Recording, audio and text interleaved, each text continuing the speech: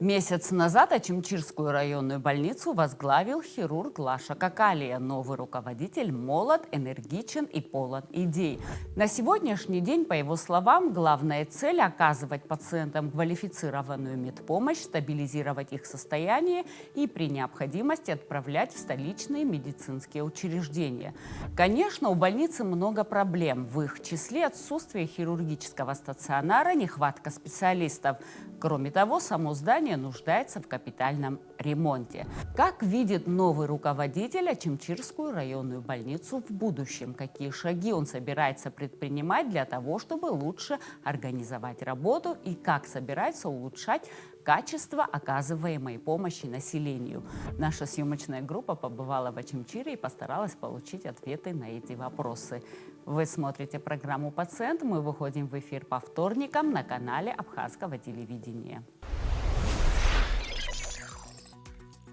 Сделать что-то хорошее, оставить после себя какой-то след. За 4 месяца это, конечно, маленькое количество, но 19 человек у нас состоит на учете. Любая хирургическая патология отправляется в другое учреждение. Специалистов у нас не хватает, то есть нам приходится дежурить и как врачи, как общей практики. Было принято решение, чтобы облегчить работу приемному отделению, открыть этот вход. Начали с ремонта фасада. Я понимаю вас, вы же хирург, поэтому вы хотите, чтобы операционная была. Мне хочется революции, сделать медицинскую большую революцию, реформу. Лаша Какалия – выпускник военной медицинской академии в Санкт-Петербурге. После окончания учебы он начал работать в Агудзырском военном госпитале. Врачебная специальность Лаши Какалия – абдоминальный хирург. Когда ему предложили возглавить Очимчирскую районную больницу, он согласился не сразу, долго обдумывал это предложение, взвешивал за и против. Учитывая, что он родом из этого района, а точнее выходец из села Мук, доктор Какалия принял предложение, надеясь помочь своему району и быть полезным согражданам. Предложение мне показалось интересным. Можно реализовать себя в каком-то новом направлении, попробовать себя с другой стороны. Сделать что-то хорошее, оставить после себя какой-то след. Сегодня есть возможность, я думаю, определенные рычаги, которыми можно помочь этой больнице. В планах, конечно, восстановить, сделать ремонтные работы. Я здесь каждый день. По поводу операции я сейчас оперирую только планово. Я выбираю, слава богу, в госпитале это не просто мои коллеги, это мои друзья, мои близкие товарищи. И мы с ними взаимодействуем, мы выбираем с ними день, они помогают мне. Выбираем один день операционный, и я езжу там, оперирую, и потом приезжаю сюда. Население Очимчирского района около 5000. В самом городе живут примерно 5000 человек. Конечно, в летний период количество людей увеличивается, и обращаемость тоже. В районе функционирует 26 фельдшерско-акушерских пунктов, и все они подчиняются районной больнице. Сегодня количество сотрудников вместе с ФАПами составляет 111 человек. В больнице острая нехватка специалистов. В районе один терапевт, который работает на износ и обслуживает почти все население. Любая хирургическая патология отправляется в другое учреждение. Проблемы сердечно-сосудистой системы тоже в основном все отправляются. Инфаркты, соответственно, все отправляются, в зависимости, либо это вторая городская, либо республиканский сосудистый центр. Терапевтическую патологию мы можем здесь уложить. У нас есть доктор, у нас есть стационар, и помощь мы можем им оказать. А что-то более глобальное все приходится отправлять в другие учреждения. С министром здравоохранения на прошлой неделе мы встречались, было большое совещание. Каждый из руководителей учреждения озвучил свои проблемы. Но мы ждем его в гости, чтобы мы ему все могли наглядно показать, чтобы он все это сам увидел и уже дальше решать эти вопросы. Он настроен положительно, готов помогать. Я думаю, что когда мы с ним уже встретимся в нашей больнице, покажем на все проблемные места, и мы совместными усилиями будем их решать. По оборудованию, я думаю, что в конце этого месяца мы приобретем новый аппарат ультразвуковой диагностики экспертного класса, современный, чтобы наш доктор мог лучше видеть все патологии, чтобы больные знали, что есть современный аппарат, хороший специалист, и не переживая, могли обращаться сюда. Есть цифровой рентген-аппарат, есть доктор-рентгенолог, который описывает все рентгеновские снимки. У нас есть лаборатория, которая выполняет объем клинический анализ, биохимический анализ, то есть базовые анализы мы можем производить здесь. В остальном, конечно, по оборудованию острая нехватка идет. Планирую встречу с президентом республики, хочу озвучить ему наши проблемы, озвучить, что я хочу, как я это вижу, почему я так вижу и для чего это нужно. Я думаю, что он тоже с удовольствием окажет нам содействие. В районе отсутствует станция скорой помощи, что сказывается на оказании быстрой и качественной помощи населению. Так как в районе часто случаются ДТП, а также поступает много обращений больных, есть острая необходимость в организации не одной, а нескольких станций скорой помощи. И вот первые дела нового главы больницы. В Ачимчирском районе запущен единый номер отделения скорой помощи. Пока скорая выезжает с помощью внутренних кадровых рокировок. Кто-то выезжает, свободная медсестра заменяет ее на ее посту. Хочется сделать полноценную, правильную скорую помощь, учитывая, что район очень большой, население не маленькое, и чтобы оказание экстренной помощи было на порядок лучше, чем это было ранее. С главой мы обсуждали этот вопрос, и в следующем году мы расширим штатные единицы и уже будем делать полноценную станцию. Машины у нас для этого есть, водители у нас квалифицированные. Персонал будем набирать, когда у нас уже будет расширенные штатные единицы. Это очень необходимо. Это прям острая необходимость. Вообще в идеале иметь 2 или 3 станции. Потому что район большой. Вы представляете, будет станция находиться здесь, в городе Ачимчира, а вызов будет в Адзюбжу. Потом с Адзюбжи вызов будет в Арасадзых. Но это огромные расстояния. И чтобы улучшить качество экстренной помощи, нам нужно 1, 2 и 3 станции. Здание больницы нуждается в капитальном ремонте. В разные периоды здесь проводились косметические работы некоторых отделений. Но вопрос капитального ремонта лечебного учреждения невозможно решить на уровне местной администрации, говорит главный врач. Руководство страны должно помочь в решении проблемы. Сейчас проводятся работы по восстановлению фасадной части здания. Готовятся к открытию центрального входа, которым не пользовались по объективным причинам все послевоенное время. Работы проводятся при помощи спонсорских средств. После того, как меня назначили, мы встретились с главой и совместно решили, что стоит открыть старый вход. Он ранее был центральным. Тот вход, который сегодня есть, в который вы заехали, это был служебный вход. Очень сильно мешает огромное количество машин доставки пациентов. Скорая всегда с трудностью. Мы просим подвинуть машину, передвинуть. Все пытаются припарковаться максимально близко к больнице. Поэтому было принято решение, чтобы облегчить работу приемному отделению, открыть этот вход. Начали с ремонта фасада. Постепенно, как вы видите, заходим внутрь больницы. Будет регистратура, вот окошко регистратуры. Пациент, который обратился амбулаторно, зайдет, получит свою амбулаторную карту и дальше пойдет к специалистам, пройдет все свои обследования, на выходе вернет ее и также выйдет. И, как вы видите, там есть большая парковка. Ну, здесь большая территория, да. Почему вход не работал, кстати? Ну, он был в ненадлежащем виде, ему требовалось демонтаж. Ну, собственно, что мы и провели. Здесь были стены застекленные, старые металлические рамы. Мы все это убрали. Планируем сделать парковую зону, чтобы пациент, когда приходит в больницу, ему и так от этой мысли грустно, что ему надо в больницу, а тут приходит и все такое некрасивое.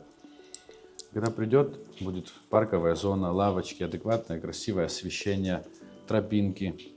красивый фасад, уже совсем другое восприятие будет похода в больницу. Поступает разный контингент.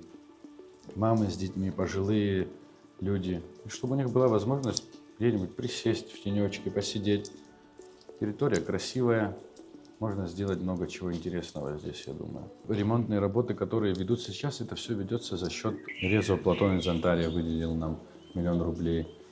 Инал Тарба выделил нам 500 квадратов асфальтного покрытия для благоустройства территории. Алания Платон и Заранди Астамур выделили тоже по 500 тысяч на ремонт. Мы очень им благодарны. Если кто-то хочет приложить руку к восстановлению Очамчирской ЦРВ, мы будем только рады. Результат ваших добрых дел будет виден сразу. Учитывая, что в смету годовую ремонт не был заложен, мы за счет государственных денег не можем делать ремонт. Их просто нет. И все двигается только благодаря спонсорам. Если будут еще спонсоры, мы продолжим дальше, мы уже зайдем внутрь. Чем больше спонсоров, тем быстрее будет ремонт делаться. Ну, в этом году, по крайней мере, так. В следующем году мы будем закладывать уже и ремонтные работы, все в смету. Несмотря на то, что район не маленький, молодежи не так много. В основном все едут за хорошей жизнью в столицу. И это, конечно же, отражается на статистике. Специалисты вынуждены констатировать, что рождаемость практически нулевая. В первую очередь из-за того, что в больнице нет хирургического стационара. В родильном отделении могут принять только естественные роды. Естественно, ни один акушер-гинеколог широкой душой не скажет: приходите сюда рожать, потому что здесь нет операционной. Ни один врач на себя такую ответственность не возьмет, к большому сожалению. Но вот учитывая, что у нас сейчас новое руководство и нам обещают операционную в будущем, большая надежда, то, что эта ситуация немножко у нас выровняется. Учитывая, что у нас есть хирург абдоминальный с нами вместе, то есть мы, чтобы ассистировали, естественно, экстренную операцию, конечно, в наших условиях можно было бы провести. Да, наш главврач Лаша Раулевич, он абдоминальный хирург, с нами, с гинекологами, чтобы мы ассистировали, мы могли бы, допустим, если есть операционная, в экстренных условиях провести кесарево сечение. Мы, естественно, отправляем их в Сухум. Поэтому, если женщина, допустим, не успевает доехать до Сухума, то есть физиологические роды, только в таких случаях она может к нам попасть, и то есть здесь роды разрешится. На учете у нас состоят, но вновь взятых, к сожалению, за 4 месяца. Это, конечно, маленькое количество, но 19 человек у нас состоит на учете в женской консультации в Очамчире. Родов не было, да, родов за этот период не было, к сожалению. Наш УЗИ-аппарат уже все-таки ветхий, и обещала администрация, наше руководство Минздрав, что у нас будет новый аппарат УЗИ. Конечно, это было бы великолепно иметь новый аппарат, современный, который может 4D, 5D, то есть посмотреть, какое состояние плода, что у женщины, если вот говорить по поводу акушерства.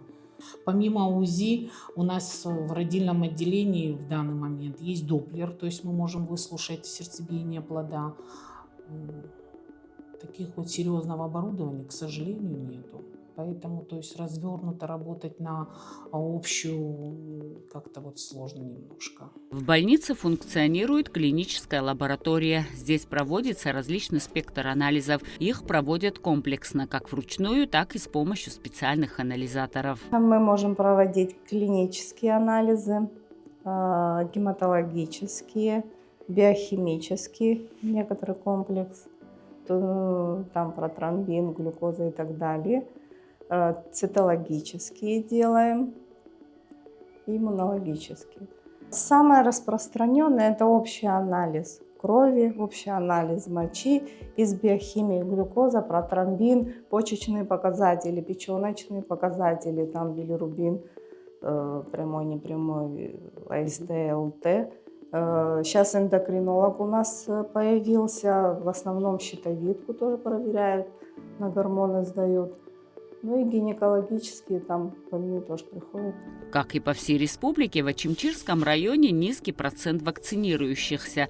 Специалисты опасаются, что из-за нарушения схем вакцинации могут возникнуть различные эпидемии. Врачи проводят профилактические беседы с родителями о важности иммунопрофилактики и напоминают, что сделанные вовремя прививки позволяют избежать многих инфекций или перенести их в легкой форме, без осложнений.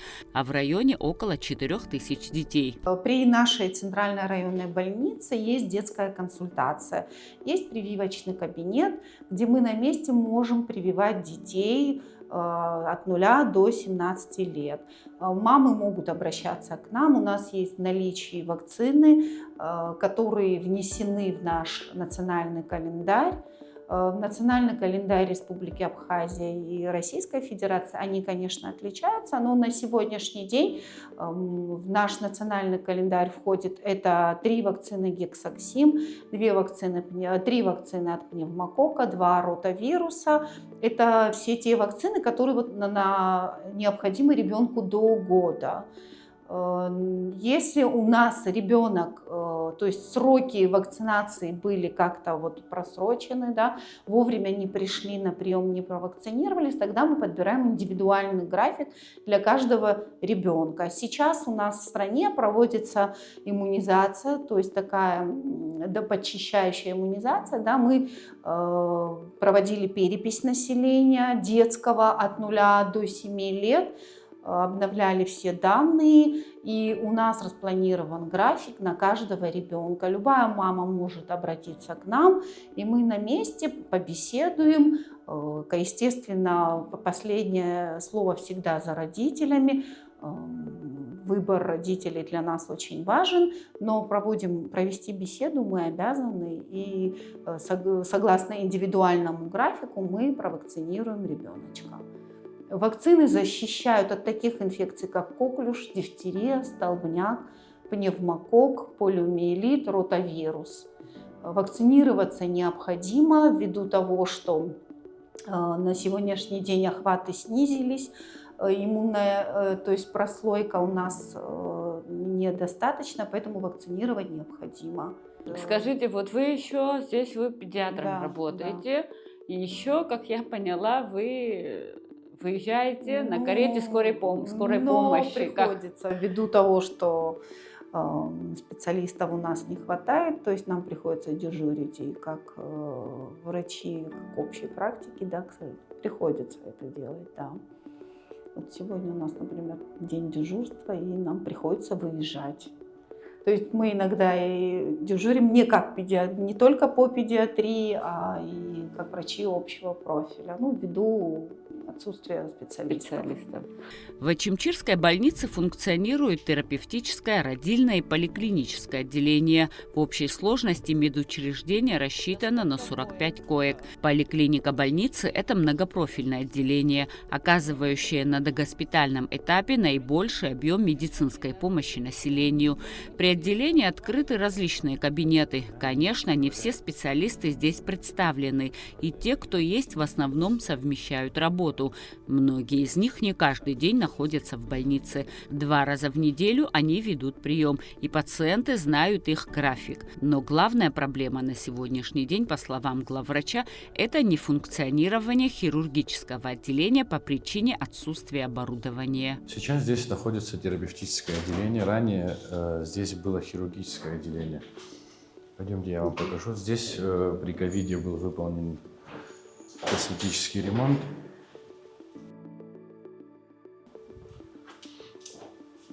Тут у нас процедурный кабинет. Вот здесь большая палата. Если восстанавливать хирургический корпус, здесь как палата интенсивной терапии будет. А это было ранее терапевтическим отделением. Тут сейчас принимает у нас терапевт у себя в кабинете. Остальные кабинеты за счет того, что они в очень плохом состоянии, не используются для пациентов. Вот такая вот палата. Аполлон Алмусханович, по-моему, последний здесь оперировал, если я не ошибаюсь. Я очень надеюсь, что в будущем мы тоже здесь возобновим хирургию и будем оказывать здесь хирургическую помощь. Это было после войны, да? Это было после войны. Да. Но было здесь оборудование, куда оно делось? Ну, если даже здесь что-то и было, то это было все очень старое. А куда делось, я не знаю. А вы не знаете, по какой причине здесь, ее как бы убрали операционную? Хирургический стационар отсюда убрали из-за того, что кадров не было. И хирургические манипуляции не проводились. И посчитали нецелесообразным держать такой штат, его просто отрезали. И все, сегодня его нет. Но мы планируем его заново возобновить. Ну, я понимаю вас, вы же хирург, поэтому вы хотите, чтобы операционная была. Значит, будет. Я думаю, что будет. Насчет, если операционную открывать, это же нужен анестезиолог, реаниматолог. Откуда вы их возьмете? Есть такие специалисты, и сколько это будет вообще стоить? Ну, я имею в виду открытие операционного. По поводу кадров в лице анестезиолога и реаниматолога, я веду переговоры, я вам не скажу с кем, потому что его перехватят сразу те, у кого есть операционная. А что касается оборудования в саму операционную, учитывая, что операционный блок надо строить с нуля, я думаю, что там цифра будет порядка 100 миллионов, наверное. Да, там медицинское оборудование, оно очень дорогое. Палата интенсивной терапии при хирургическом отделении, чтобы после операции пациент был там. И, соответственно, весь хирургический блок. Но это возможно, и вы считаете, что это необходимо, да, для этой больницы? Конечно. Почему? Потому что это самый большой район. Это туристическая зона. Тут она постепенно развивается. Приток туристов увеличивается. Местные жители с появлением новых рабочих мест возвращаются к себе домой. Поэтому это, я думаю, что очень необходимо. Хирургия – это сердце любой больницы. Я думаю, что каждая больница, которая хочет иметь статус больницы, должна иметь хирургический стационар. Конечно, проблем у больницы много, но их надо решать поэтапно. В одночасье их решить невозможно. При этом главврач Какалия считает, что нужно решить вопрос централизации. Необходимо, чтобы больница находилась в структуре Министерства здравоохранения для компетентного решения существующих проблем.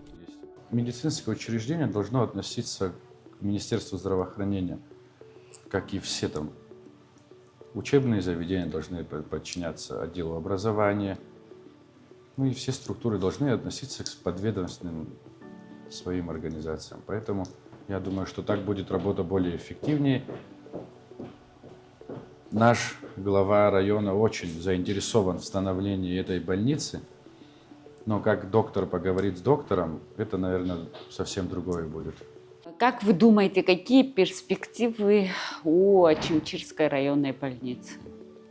Я надеюсь, что очень положительные. Я хочу, чтобы эта больница работала полноценно как больница. И я постараюсь все для этого сделать. Все, что в моих силах. Мне хочется революции. Сделать медицинскую большую революцию, реформу провести в больнице, чтобы она работала, как должна работать адекватная, полноценная больница. Вот чего мне хочется. Поконкретнее? Чтобы пациент, обращаясь сюда, мог здесь получить весь необходимый спектр медицинской помощи. Чтобы ему, жителям Очимчирского района, не приходилось ездить никуда в сторонние учреждения. Чтобы он мог прийти и знал, что здесь ему окажут помощь ту, которая ему нужна. Вот основная задача. Главный врач уже провел ознакомительную беседу с руководством гостиничного комплекса «Черноморская жемчужина» с целью организовать полное восстановление пациентов после интенсивного курса лечения. Для этого в гостинице есть соответствующие процедурные кабинеты. Вопрос пока на стадии разработки, и будет он решен не завтра. Руководство района также заинтересовано в продуктивной реализации данной идеи.